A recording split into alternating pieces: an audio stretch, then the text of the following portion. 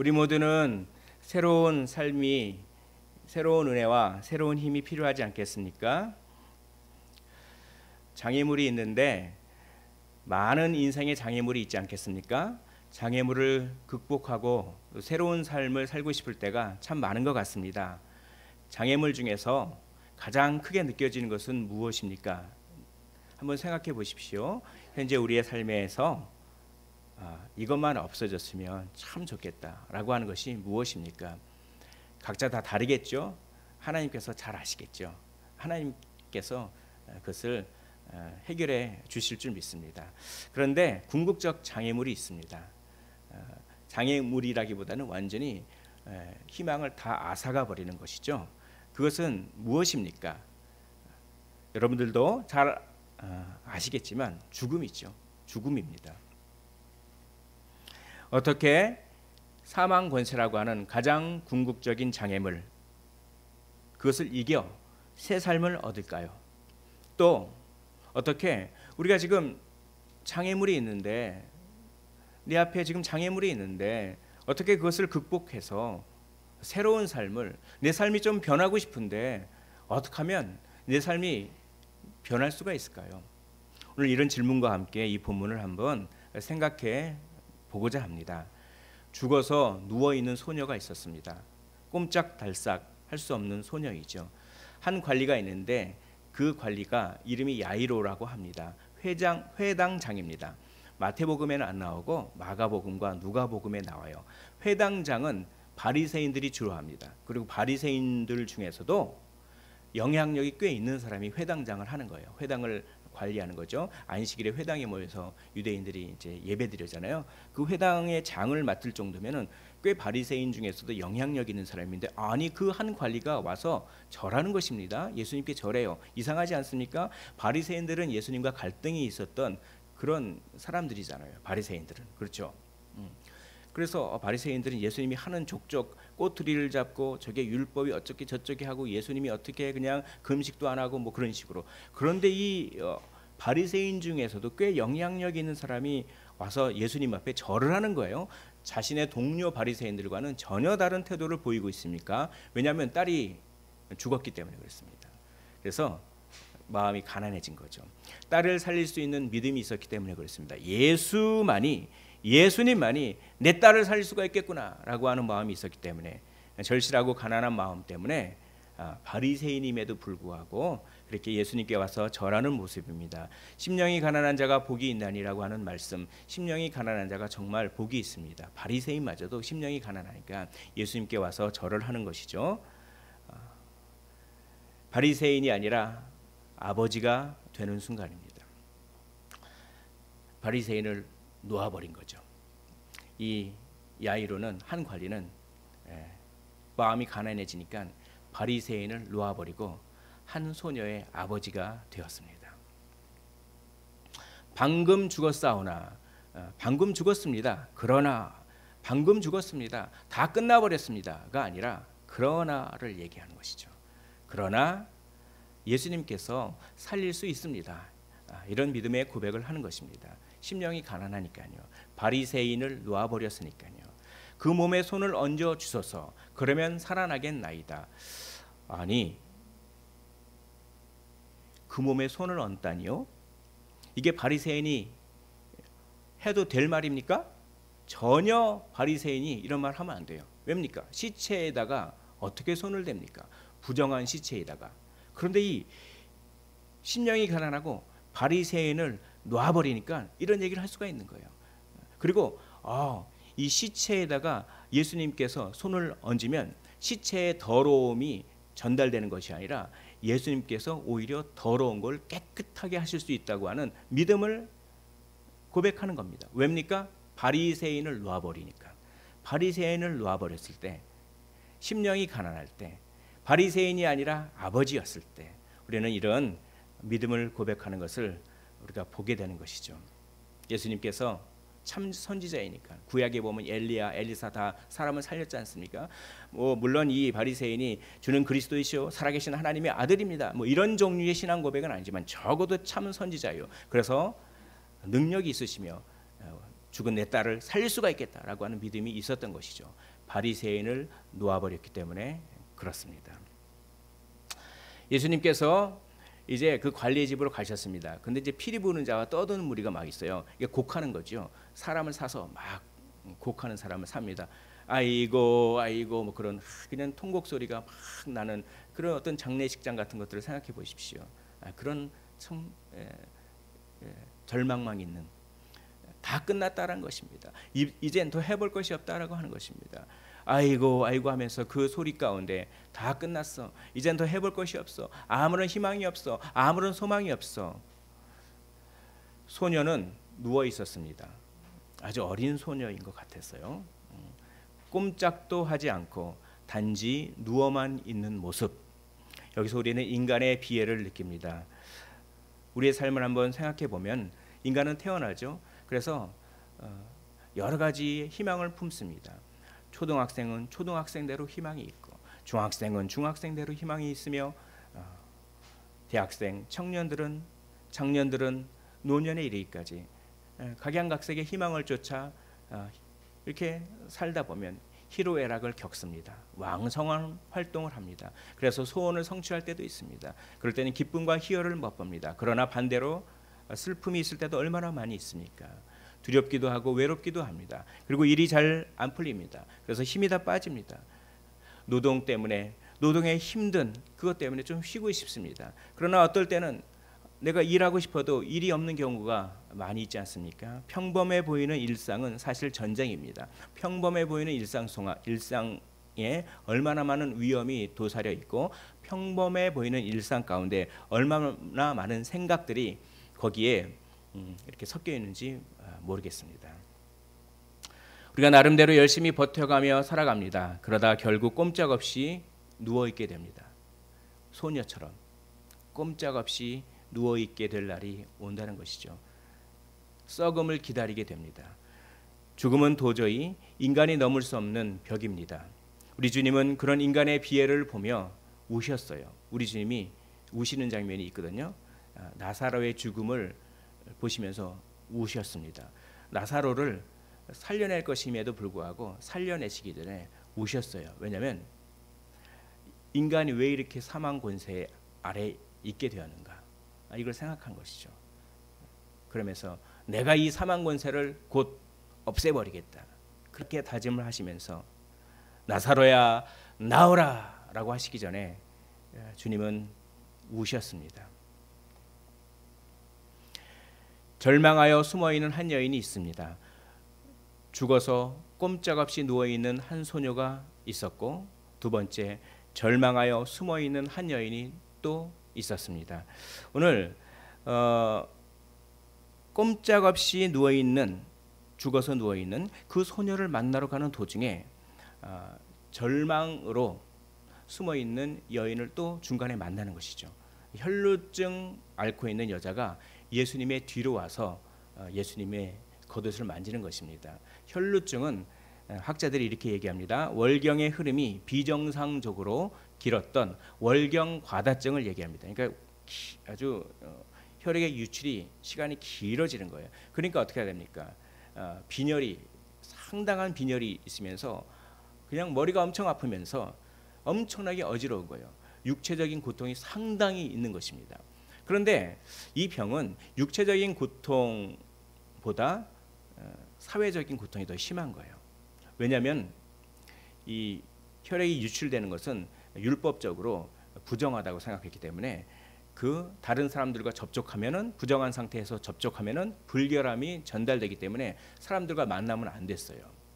그런데 그냥 이 혈루증이 혈액이 멈추질 않고 하니까 빈혈은 빈혈대로 오고 어지럽기는 어지러운 대로 오지만, 그러나 또 그냥 사람도 만날 수 없고, 또 이게 하나님의 저주를 받았다고 자꾸, 그리고 사람의 손가락질을 받고 이렇게 불결한 존재처럼 이렇게 보이니까 그렇게 사회적인 큰 고통을 당했던 것이죠. 그러므로 그녀는 죽었습니다. 사회적인 의미에서 그녀는 죽은 것입니다. 오늘 두 가지의 죽음이 나오는 것이죠. 육체적인 의미에서 죽음이 나옵니다. 꼼짝달싹 못하고 죽어 있었던 어린 소녀가 있었죠. 사회적인 의미에서 죽은 한 여인이 나오는 것이죠. 사망 권세 아래 있는 두 여인이 나오는 것입니다. 또 다른 의미의 꼼짝없이 누워있는 소녀가 바로 그 여인이었습니다. 언제? 몇 년 동안이요? 바로 12해 동안 그렇습니다. 12해라고 하는 것은 이게 치료 불가능이라 이런 걸 상징해요. 그리고 뭔가 만성적이 되었다. 이제 치료하지 않고 치료 못하고 만성적이 되어서 끝까지 간다. 끝까지 이 사망 권세 아래 있게 된다를 상징하는 그런 말이 12해다라고 우리가 볼 수가 있습니다. 이것은 우리에게 많은 것을 시사합니다. 우리에게 만성적인 괴로움이 있습니까? 그것이 없어졌으면 좋겠는데 그것이 계속 있습니까? 뭔가 변하고 싶은데 변하지 않고 있는 것이 있습니까? 또 오늘 혈루증 앓는 여인처럼 사회적이고 관계적인 아픔이 있습니까? 그리고 그 아픔이 결코 변할 것 같지 않습니까?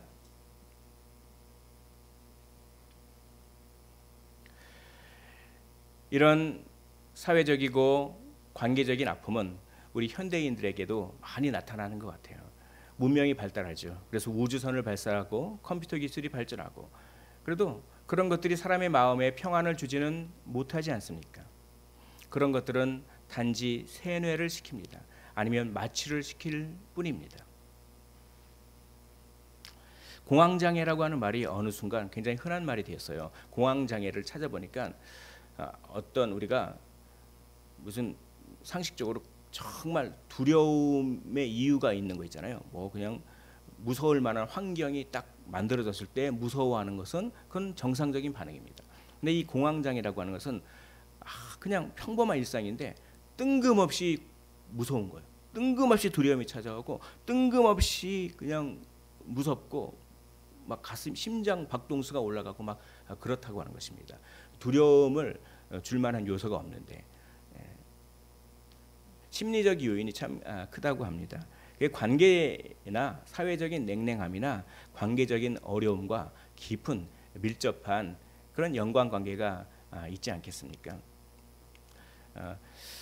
현대인들 이 경쟁 사회에서 냉랭함과 관계적인 어려움에 속해 있는 처해 있는 이런 상황 속에서 이런 생각을 우리는 많이 하게 됩니다. 아무도 나를 이해해 주지 않고 보호해 주지 않는다.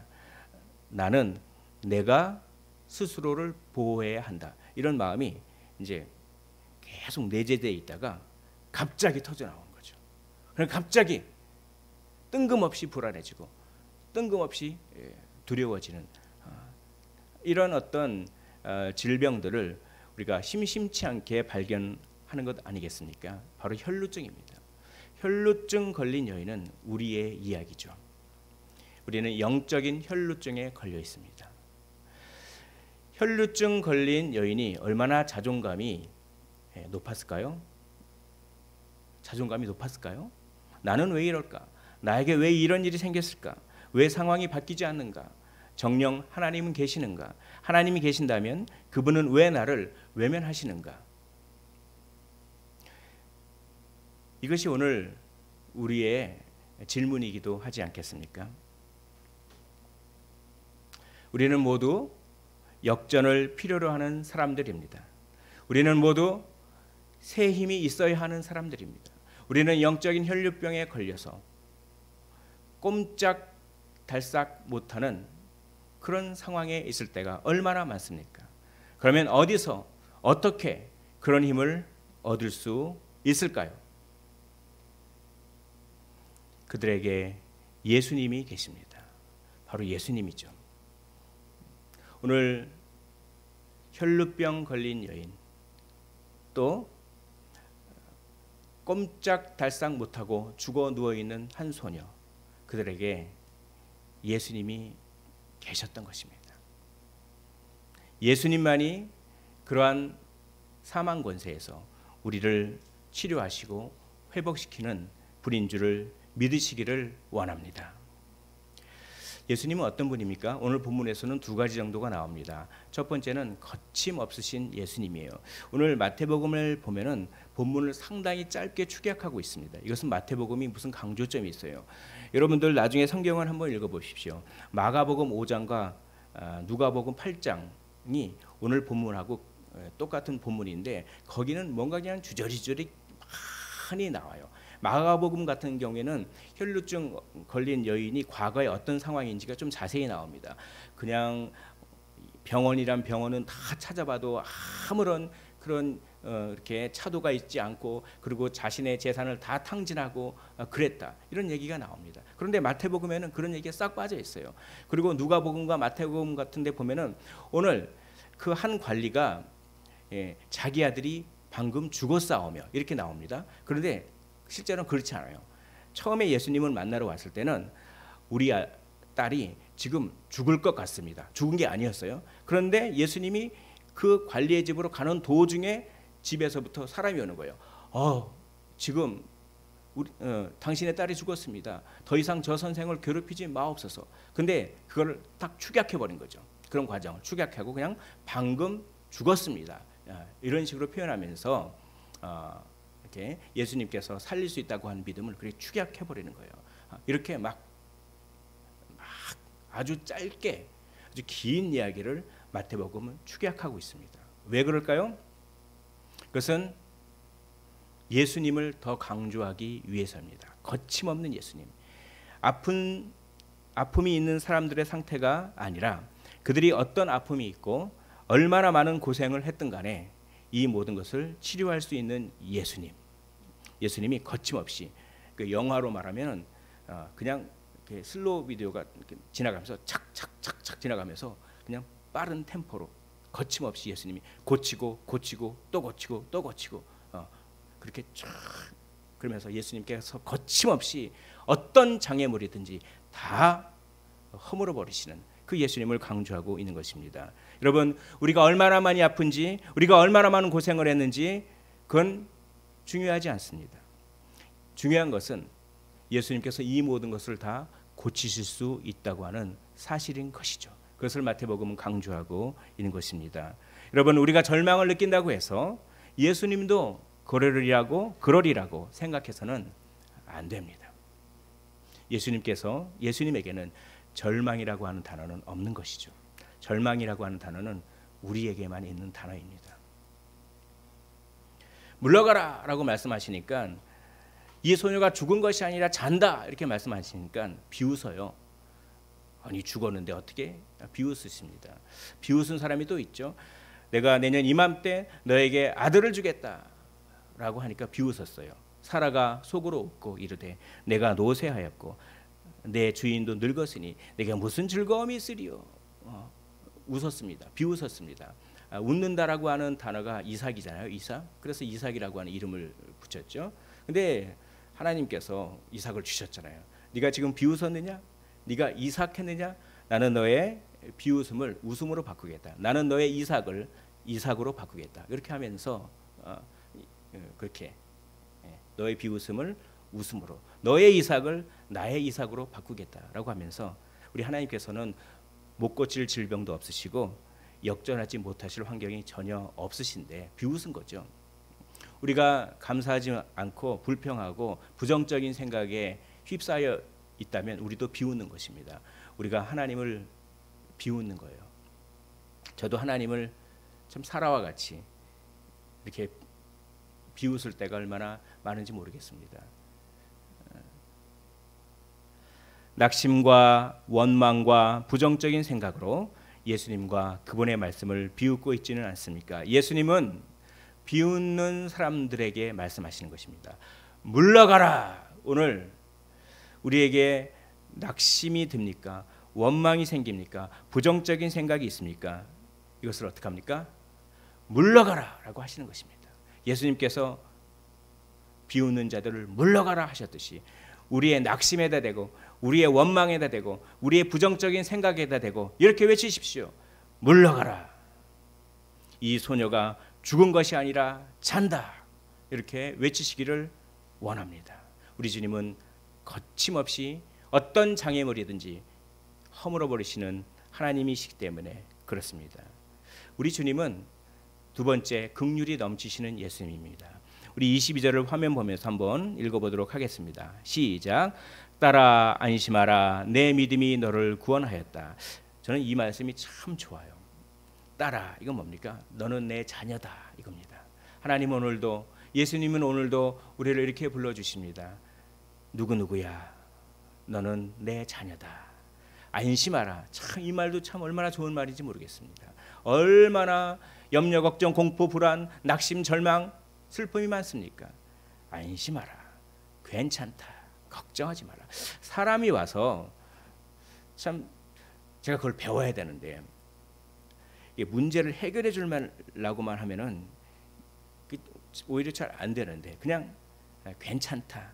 걱정하지 마라. 이렇게 말만 해도 참 얼마나 많이 위로가 되는지 모르겠습니다. 사람이 와서 괜찮다. 걱정하지 마라. 심지어는 꼬마애가 와가지고 괜찮아요. 다 잘 될 거예요. 아빠 힘내세요. 우리가 있잖아요. 이렇게 꼬마애들이 그렇게 노래하는 거 보면서 가장들이 눈물을 막 흘리는 모습 보지 않습니까? 꼬마애가 와가지고 다 잘 될 거예요. 괜찮아요. 그래도 얼마나 위로를 받습니까? 그런데 무한한 능력이 있으신 분이 괜찮아. 걱정하지 마. 라고 한다면 얼마나 위로를 받을까요? 사람들은 너 왜 그랬어? 라고 얘기할 줄 몰라지만 긍휼이 넘치신 예수님은 안심하라고 말씀하시는 것입니다. 그리고 가장 중요한 말이 있습니다. 따라 안심하라 내 믿음이 너를 치료하였다 라고 말씀하셨습니까? 그렇게 말씀하지 않으셨어요. 너를 구원하였다 라고 말씀하셨어요.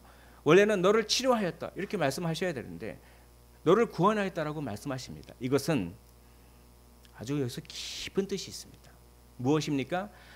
나는 너에게 단지 육체적인 질병을 치료하는 데 관심이 있는 것이 아니다라고 하는 것입니다. 너는 육체적인 질병을 치료하는 것뿐만 아니라 네가 정말 사람 때문에 힘들지, 사회적으로 힘들지, 관계 때문에 힘들지, 사람들이 너를 피해 다니지, 너는 사람과 만날 수도 없지, 너는 사회적으로 죽었지, 내가 너를 구원하였다 이런 것이죠. 여기서 긍휼이 넘치시는 그 하나님의, 그 예수님의 모습을 보게 되는 것입니다.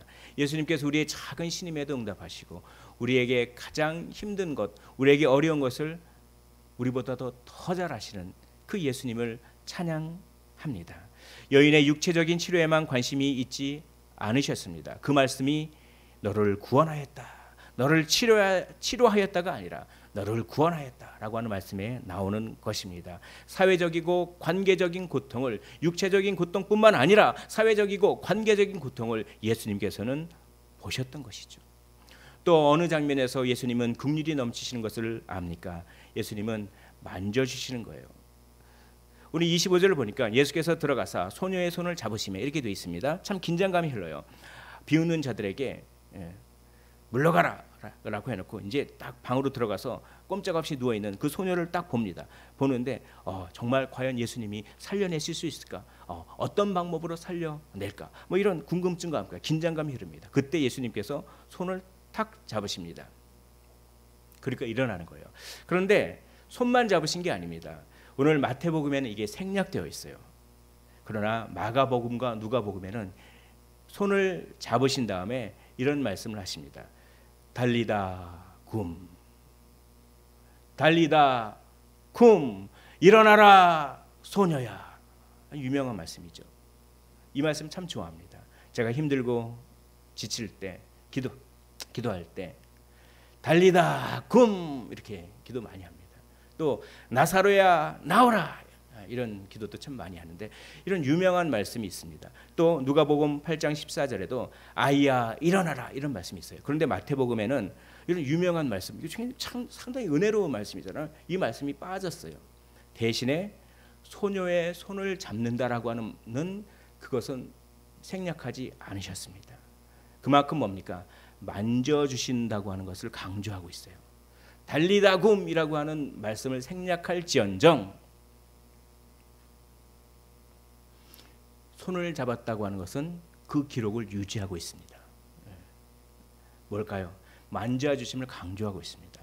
여러분, 만져주시는 마음이 어떤 마음인지 아십니까? 만져주시는 마음, 그것은 바로 동일시한다라고 하는 거예요. 우리가 안수기도를 하고 예수님께서 안수하셨잖아요. 이렇게 딱 안수하고, 그럼 뭡니까?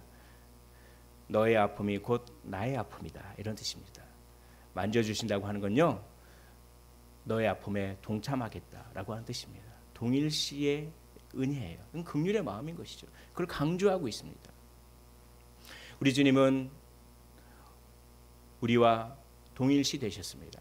그래서 저 높은 보좌에 있는 하나님께서 그 하늘 보좌를 버리시고 이 땅에 선교사로 파송되어서 인간의 육신을 입으시고 인간의 갈증과 인간의 목마름과 인간의 고통과 외로움과 인자는 머리 둘 데 없다 그러시고, 왜 주님께서 갈증을 느끼셔야 합니까?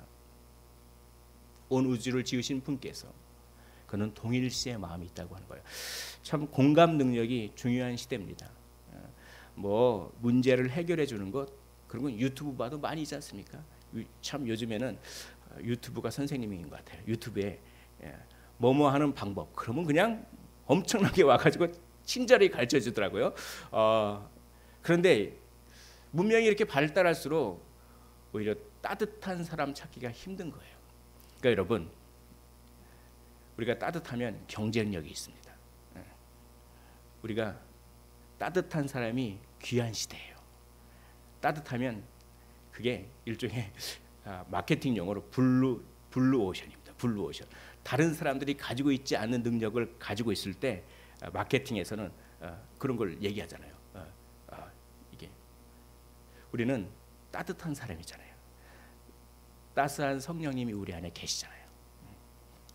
그렇잖아요. 그렇죠? 그러니까 문제 해결보다는 어떤 의미에서는 이 동일시의 마음이 참 예수님 닮을 마음이더라고요. 이게 동일시하는 마음이. 저를 살펴보면 동일시하는 마음이 많이 없는 것 같아요. 어떤 표준을 정하고 왜 그 표준에서 벗어나느냐, 자꾸 이런 마음이 참 들더라고요. 근데 그런 거 말고 동일시한, 당신의 연약함에 동참하겠습니다. 이게 뭡니까? 이 예수님 마음이더라고요. 이게 블루 오션입니다. 이게 우리는 모두 다 따뜻한 사람, 긍휼의 마음이 풍성한 사람, 그런 그리스도의 향기요, 그리스도의 편지가 되어야 하겠습니다. 오늘날 많은 사람들이 그런 사람을 찾지 않습니까? 그런 그리스도인들을 지금 찾고 있지 않겠습니까? 나는 너의 고통에 무관심하지 않다. 나는 너의 고통에 내가 알지 못하는 차원까지 알고 있다. 나는 너보다 너의 고통을 더 잘 알고 있으며 그 고통을 근본적으로 치료할 것이다. 이게 만져준다라고 하는 뜻입니다. 나의 고통에 대해서 내가 제일 많이 알고 있을 것 같죠. 내가 지금 당하는 고통과 감정, 어려운 감정을 내가 제일 많이 알고 있을 것 같죠. 천만의 말씀입니다. 그 감정과 고통, 내가 차마 알 수 없는 차원까지 우리 지금 아세요. 내가 왜 하필이면 이런 상황에 이런 감정이 들고, 하필이면 왜 이런 상황에 내가 이렇게 반응하고, 하필이면 내가 왜 이런 생각을 하는지까지 예수님은, 나는 모르는 것까지 예수님은 아십니다.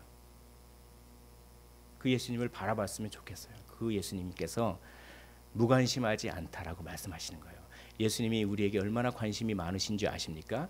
임마누엘이라고 하는 예수님의 이름이 있지 않습니까? 우리에게 관심이 많으신 거예요. 24시간 내내 365일 내내 우리에게 관심을 가지고 계신, 우리를 늘 만져주시는 그런 예수님을 의지하셨으면 좋겠습니다.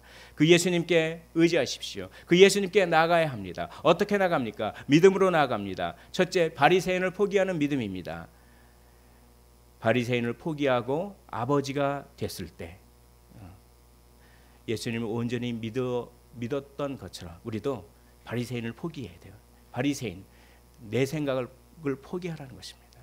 내 생각을 내려놓으라는 거예요. 그래야 예수님께 나아갈 수 있습니다. 우리가 내려놓아야 할 바리새인은 무엇입니까? 우리 안에 있는 바리새인은 무엇입니까? 내가 내려놓아야 할 고집과 아집과 고정관념과 나도 모르게 몸에 밴 습관은 무엇입니까?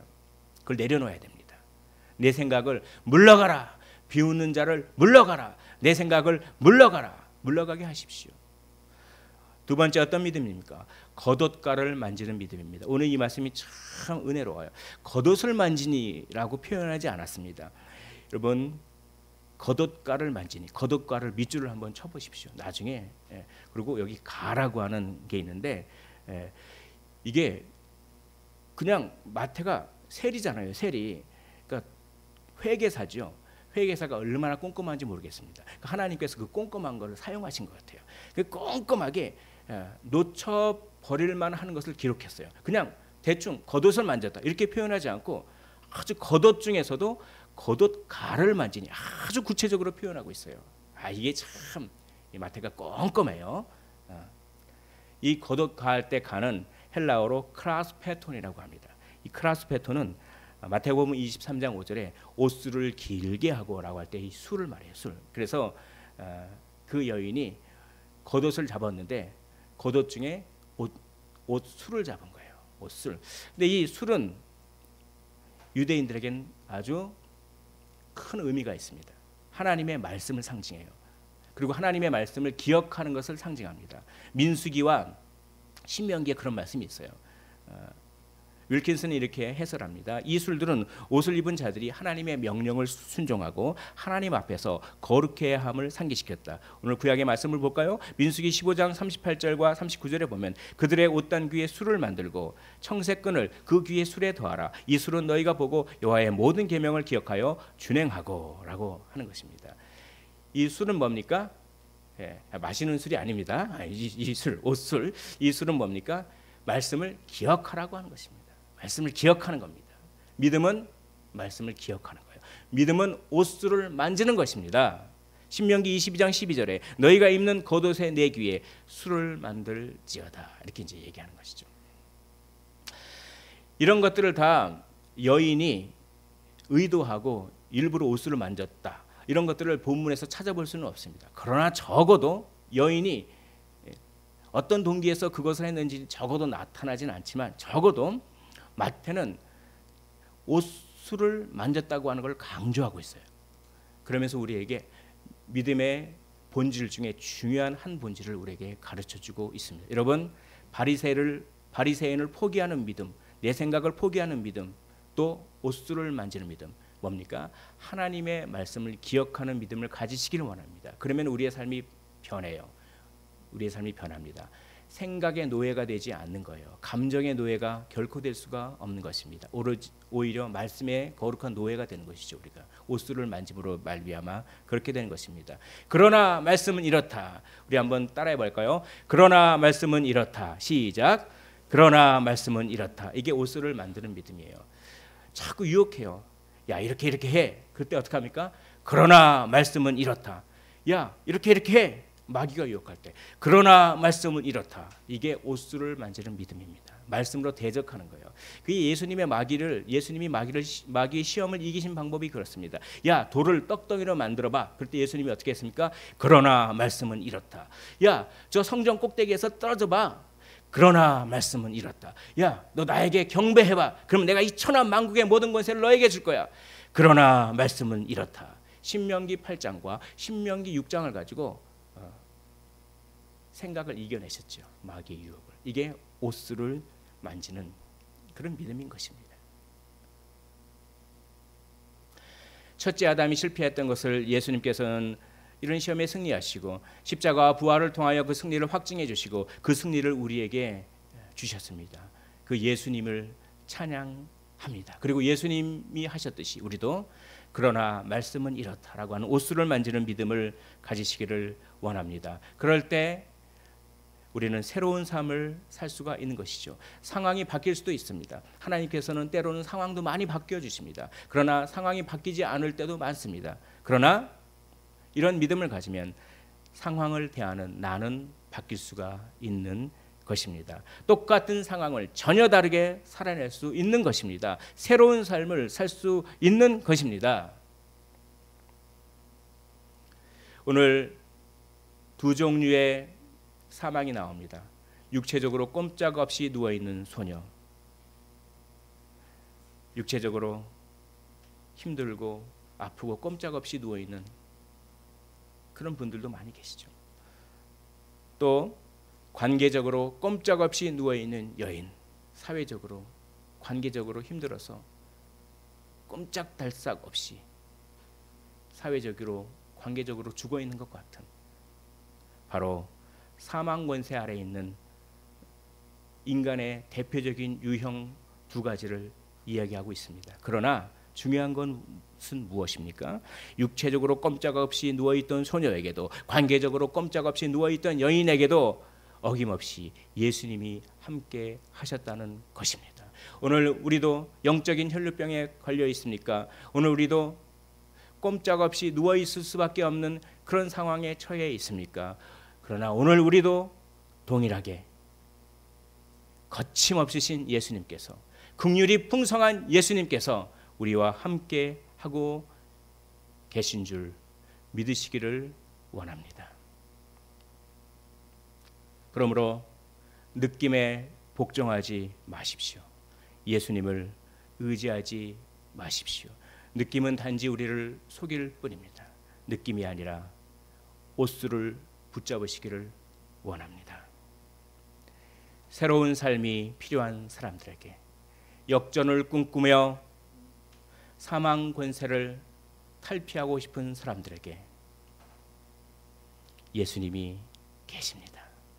그 예수님께 나오십시오. 믿지 않은 분은 예수님께 나와 영원한 생명을 얻으시고, 믿는 분들은 예수님께 나와 성령 충만을 받으시기를 원합니다.